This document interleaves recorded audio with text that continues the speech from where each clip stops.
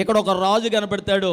ఆ రాజు ఏం చేశాడంటే, చదువునన్న 13వ అధ్యాయంలో ఒక ప్రాముఖ్యమైన విషయాన్ని నేను తెలియజేస్తాను.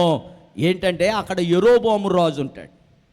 ఆ రాజు చేసిన పని పై అధ్యాయంలో కనబడుతుంది. బేతేలు నందున్న ఏం చేశాడు తెలుసా? బేతేలులో దానులో 2 బంగారపు దూడలను చేయించి అక్కడ ప్రతిష్ఠించి ఇశ్రాయేలీలకు ఎరేశాడు. మిమ్మల్ని ఐగుప్తు నుంచి తీసుకొచ్చిన దేవుడు వీడే అని చెప్పి 2 దూడలను చూపిస్తే, ఇశ్రాయేలీలు ఎంత బుద్ధి లేనోళ్ళు అంటే, ఎంత అజ్ఞానులంటే, యెరోబాము వచ్చి 2 దూడలను చూపించి, ఒక దూడనేమో బేతేల్లో, ఒక దూడనేమో దానులో ప్రతిష్ఠించి, మిమ్మల్ని ఐగుప్తులో నుంచి తీసుకొచ్చిన వాళ్ళు ఎవరు తెలుసా? ఇళ్ళే అని చెప్తే నోరావులించుకుని లాలాజరం కార్చేస్తా తలూపేసి వీళ్ళందరూ అక్కడ ధూపాలు వేయడానికి బయలుదేరిపోయారు.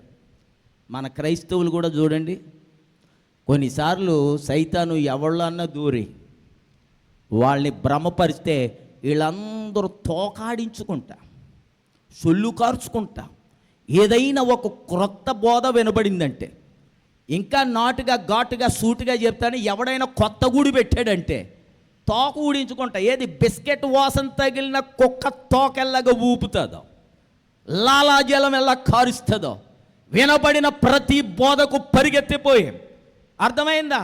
డబ్బా పాలుతో సరిపెట్టుకునే క్రైస్తవులు ఉన్నారు.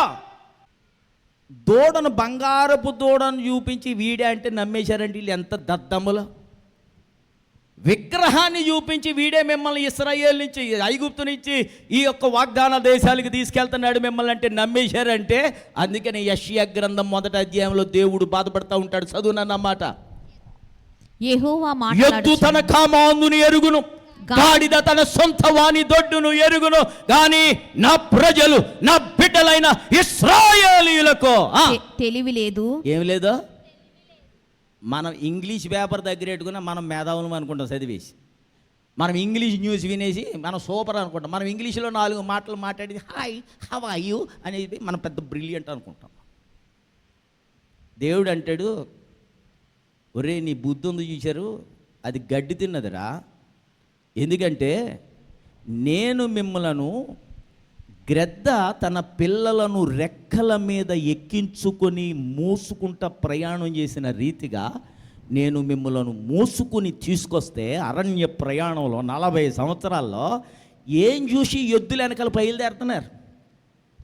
ఏం చూసి దూడల వంటి స్వభావము కలిగిన సేవకుల వెంట, ఎద్దులాంటి మనస్తత్వం కలిగిన సేవకుల వెంట, మూర్ఖ ప్రవర్తన కలిగిన సేవకుల వెంట,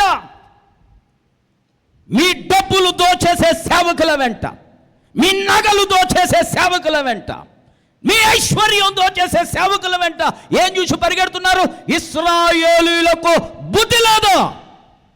కొంతమంది పెంతుకొస్తోళ్ళు ఉన్నారు, వీళ్ళకి బుద్ధి ఉండదు.